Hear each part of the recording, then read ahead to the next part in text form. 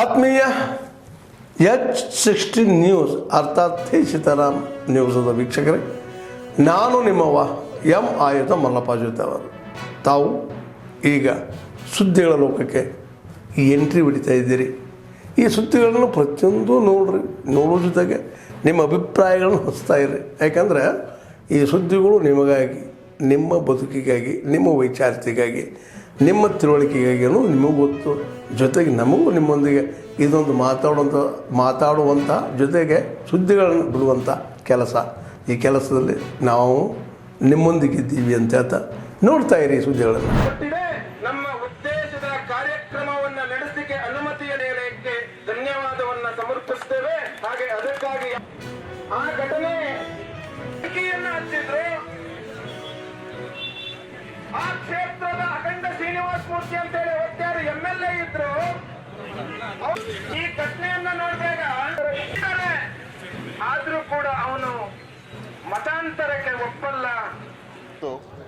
ಇಡೀ ಸರ್ಕಾರ ತಲೆ ತಗ್ಗಿಸುವಂಥ ಒಂದು ಘಟನೆ. ಕಾನೂನನ್ನು ಗಾಳಿಗೆ ತೂರಿ ಅಲ್ಲಿನ ಮುಸ್ಲಿಂ ಗಲಾಟೆ ಮಾಡುವಂಥ ಗಲಾಟೆಕೋರರು ಪೊಲೀಸ್ ಸ್ಟೇಷನ್ ಮೇಲೆ ಪೊಲೀಸರ ಮೇಲೆ ಹಲ್ಲೆ ಮಾಡಿರುವಂಥ ಘಟನೆ ಇವತ್ತು ಕಾನೂನು ಸುವ್ಯವಸ್ಥೆ ಕುಸಿದೋಗಿದೆ.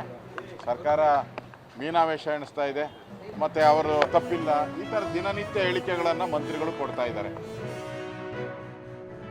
ಪೊಲೀಸರಿಗೂ ನಾನಾ ಒತ್ತಡ ಇರುತ್ತೆ. ಸರ್ಕಾರದ ದುರಂತ ಇದು. ಸರ್ಕಾರ ಆ ಮಟ್ಟಕ್ಕೆ ಪೊಲೀಸರನ್ನ ನಡೆಸ್ಕೋತಾ ಇದೆ.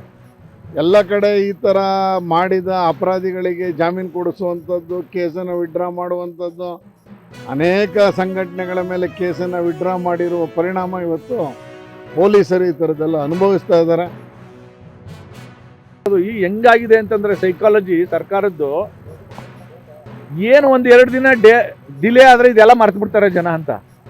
ಆದರೆ ಮನಸ್ಸಿಗೆ ಹೆದೆಗೆ ಘಾಸಿ ಆಗಿರುತ್ತಲ್ಲ, ಅದನ್ನ ಹೆಂಗೆ ಮರೀತಾರೆ ಜನ? ಹಾಗಾಗಿ ಕರ್ನಾಟಕ ಸರ್ಕಾರ, ಕಾಂಗ್ರೆಸ್ ಸರ್ಕಾರ ಕೂಡ ಇದನ್ನು ಸೀರಿಯಸ್ ಆಗಿ ಪರಿಗಣಿಸಿ ಆ ಭಾಗದ ಕನ್ನಡಿಗರಿಗೆ ಸುರಕ್ಷತೆಯನ್ನು ಕೊಡಬೇಕು ಅಂತ ನಾನು ಒತ್ತಾಯ ಮಾಡ್ತೀನಿ.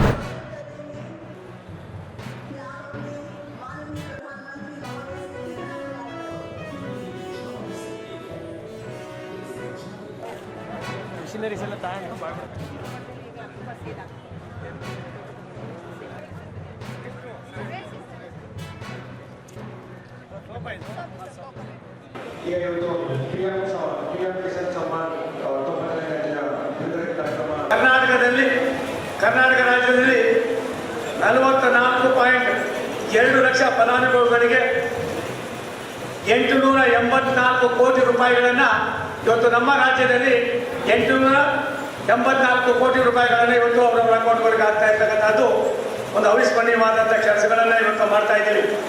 ತುಮಕೂರು ಜಿಲ್ಲೆಗೆ 2,42,447 ಕರೆಕ್ಟ್ ನೋಡ್ರೆ 2,42,447 ಕುಟುಂಬಗಳಿಗೆ 48,49 ಲಕ್ಷ ರೂಪಾಯಿಗಳನ್ನು ಅವರ ಮೊತ್ತಕ್ಕೆ ಇವತ್ತು ನಾವು ವರ್ಗಾವಣೆ ಮಾಡ್ತಾ ಇದ್ದೀವಿ. ತುಮಕೂರು ಜಿಲ್ಲೆ ಒಂದಕ್ಕೋಸ್ಕರವಾಗಿ 2,42,447 ಕುಟುಂಬಗಳಿಗೆ 48,49 ಲಕ್ಷ ರೂಪಾಯಿಗಳನ್ನು ನಾವು ಬಿಡುಗಡೆ ಮಾಡ್ತಾ ಇದ್ದೀವಿ. ರಾಜ್ಯ ಸರ್ಕಾರ ನೀವಿಬ್ಬರು ಮೆಂಬರ್ ಹಾಕ್ಬಿಟ್ಟಿದ್ದೀರಿ, ನಾವು ಮೆಂಬರ್ ಹಾಕಿದ್ದೀವಿ. ಆದರೆ ಮೆಟ್ರೋ ನಡೆಸೋಕ್ಕೆ ಅಲ್ಲೇನು ಆಗಬಾರ್ದು ಅನ್ನೋ ದೃಷ್ಟಿಯಿಂದ ರಾಜ್ಯ ಸರ್ಕಾರದ ಹೊರೆಯನ್ನು ನೀವೆಲ್ಲ ತಪ್ಪಿಸ್ಕೊಳ್ಳೋಕ್ಕೆ ಒಂದಷ್ಟು ನೀವು ಗ್ರಾಂಟ್ ಕೊಟ್ಟರೆ ಏನು ತಪ್ಪಾಗೋದು? ಅದಕ್ಕೇನು ನಿಮ್ಮದು ಕಾಂಟ್ರಿಬ್ಯೂಷನ್ನು?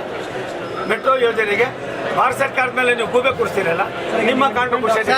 ನಾನು ಮಂತ್ರಿ ಆಗಿದ್ದೆ, ಪ್ರೈಸ್ ಕಡಿಮೆ ಇಲ್ಲ ಮಾಡೋಕ್ಕೆ ಮುಂಚಿತವಾಗಿ 50 ಸಾರಿ ಯೋಚನೆ ಮಾಡಬೇಕು. ಬೇರೆ ಬೇರೆ ರಾಜ್ಯಗಳ ಮುಖ್ಯಮಂತ್ರಿಗಳ ಜೊತೆ ಚರ್ಚೆ ಮಾಡಬೇಕು. ಬೇರೆ ಬೇರೆ ರಾಜ್ಯಗಳಲ್ಲಿ ನಡೀತಾ ಇರ್ತಕ್ಕಂಥ ಮೆಟ್ರೋ ಆಡಳಿತದ ವ್ಯವಸ್ಥೆ ಯಾವ ರೀತಿ ಇದೆ ಅನ್ನೋದನ್ನು ಅವ್ರು ದೂರದೃಷ್ಟಿ ಇಟ್ಕೊಂಡು ಮಾಡಬೇಕಾಗಿತ್ತು.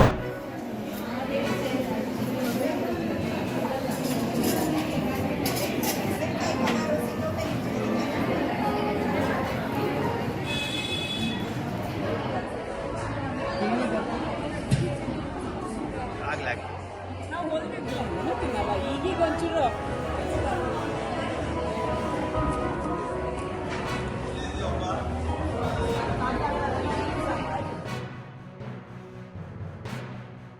ಶುದ್ಧವಾಗಿ ತಯಾರಿಸಿದ ಆಹಾರ ಪದಾರ್ಥಗಳು, ಮಹಿಳೆಯರ ಮನೆಯಲ್ಲಿ ತಯಾರಿಸಿದ ಹ್ಯಾಂಡಿಕ್ರಾಫ್ಟ್ಗಳನ್ನು ಮಾರುಕಟ್ಟೆ ಮಾಡೋ ನಿಟ್ಟಿನಲ್ಲಿ ನಾವು ಅದನ್ನು ಪ್ರತಿ ತಿಂಗಳಿಗೆ ಒಂದು ಸಾರಿ, 6 ತಿಂಗಳಿಗೆ ಒಂದು ಸಾರಿ ದೊಡ್ಡ ದೊಡ್ಡ ಸಂತೆ, ಪ್ರತಿ ತಿಂಗಳು ಸಣ್ಣ ಸಣ್ಣ ಸಂತೆಗಳನ್ನು ಆ ಸಂತೆಗಳನ್ನು ನಾವು ಮಾಡ್ತಾ ಬಂದಿದ್ದೀವಿ.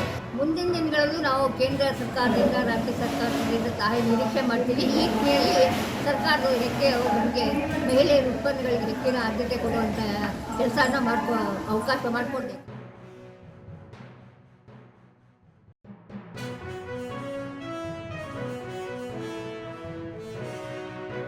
ಆತ್ಮೀಯ ಆಹಾರ ನೇಮ್ನಲ್ಲಿ ನಾನು ಶುದ್ಧ ಮರದ ಗಾಣದ ಎಣ್ಣೆಯನ್ನು ಉತ್ಪಾದಿಸ್ತಾ ಇದ್ದೀನಿ. ಅದ್ರ ಜೊತೆಗೆ ನಂದು ಮಜ್ಜಿಗೆ ಮೆಣಸು, ಕೊಬ್ಬರಿ ಎಣ್ಣೆ, ಶೇಂಗಾ ಎಣ್ಣೆ, ಸುಕೇಲಿ, ರಸಂ ಪೌಡ್ರು, ಸಾಂಬಾರು ಪುಡಿ ಇತ್ಯಾದಿಗಳನ್ನು ನಾನು ಮಾಡ್ತಾ ಇದ್ದೀನಿ. ಈಗ ನನಗೆ ಜೀವನ್ಮುಖಿ ಅವ್ವ ಸಂತೆ ಅನ್ನೋದು ನನಗೆ ತುಂಬ ಚೆನ್ನಾಗಿ ಸಹಕರಿಸ್ತಾ ಇದೆ. ನಾವು ಅದರಲ್ಲಿ ವ್ಯಾಪಾರ ಮಾಡ್ತೀವಿ. ತುಂಬ ಹೆಲ್ಪ್ ಆಗ್ತಾ ಇದೆ ನಮಗೆ ಅದರಿಂದ, ಜೀವನ್ಮುಖಿಯಿಂದ.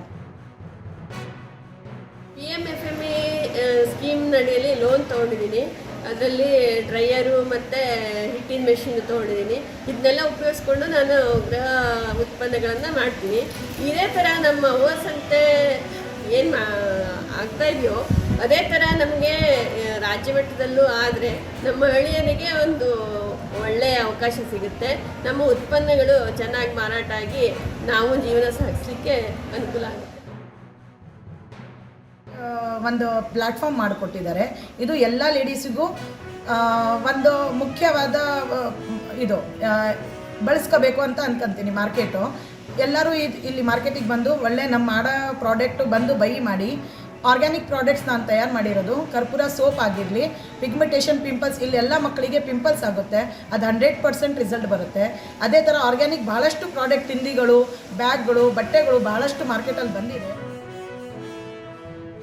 ಎಲ್ಲರೂ ಸೇರಿ ನಾವು ಮಾಡ್ತಾ ಇದ್ದೀವಿ. ನಮಗೆ ಫ್ರೀ ಇದ್ದಾಗ ಮಹಿಳೆಯರ ಸಬಲೀಕರಣ ಆಗಲಿ ಅನ್ನೋದಕ್ಕಾಗಿ ನಮ್ಮಲ್ಲಿರುವಂತಹ ಆಹಾರ ಪದಾರ್ಥಗಳು ಬೇರೆಯವರಿಗೂ, ಮಲೆನಾಡಿನ ಪದಾರ್ಥಗಳು ಇನ್ನೊಬ್ಬರಿಗೆ ಪರಿಚಯ ಆಗಲಿ, ನಾವು ಆರೋಗ್ಯಪೂರ್ಣವಾದಂತಹ ಮನೆಯಲ್ಲೇ ತಯಾರಿಸಿ ಒಳ್ಳೆಯ ಆರೋಗ್ಯವನ್ನು ಹೊಂದುವಂತಹ ಆಹಾರಗಳನ್ನು ಪರಿಚಯಿಸುವುದು ಹಾಗೂ ನಮ್ಮಲ್ಲಿರುವ ಪ್ರತಿಭೆಗಳನ್ನು ಹೊರಗೆ ಹಾಕೋದಕ್ಕೋಸ್ಕರ ಇಂತಹ ಒಂದು ಕಾರ್ಯಕ್ರಮಗಳಲ್ಲಿ ನಾವು ಭಾಗವಹಿಸ್ತೀವಿ.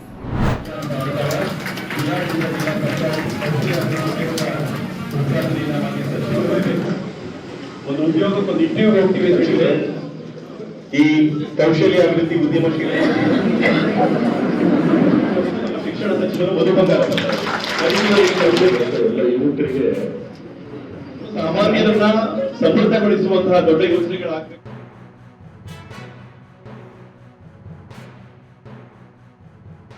ಸ್ಕಿಲ್ ಅಂಡ್ ಸ್ಕೂಲ್ ಅಂತ ಹೇಳಿ ಸ್ಟಾರ್ಟ್ ಮಾಡ್ತಾರೆ. ಸ್ಕಿಲ್ ಎಲ್ಲಿ ಬರುತ್ತೆ ಅಂದ್ರೆ ಕಾಲೇಜಿಗೆ, ಸ್ಕೂಲಿಗೆ ಬರೋದಿಲ್ಲ. ಆದ್ರೆ ನಾವು ಮಕ್ಕಳನ್ನ ತಯಾರಿ ಮಾಡೋದು ಸ್ಕೂಲ್ ಮಟ್ಟದಲ್ಲೇ ಮಾಡಬೇಕು ಅಂತ ಹೇಳಿ 8, 9, 10, 11, 12ನೇ ಕ್ಲಾಸ್, ಯಾಕಂದ್ರೆ ನನ್ನ ಇಲಾಖೆ 12ನೇ ಕ್ಲಾಸ್ ವರೆಗೂ ಬರುತ್ತೆ.